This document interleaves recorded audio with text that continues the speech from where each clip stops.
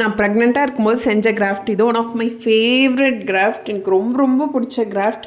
Because என்னோடய pregnant மொமெண்ட்டை நான் ரிஸ்டோர் பண்ணி வச்சுக்க நானே எனக்கு கொடுத்துக்க ஒரு கிஃப்ட்டுன்னு கூட சொல்லலாம். So one of my favourite craft.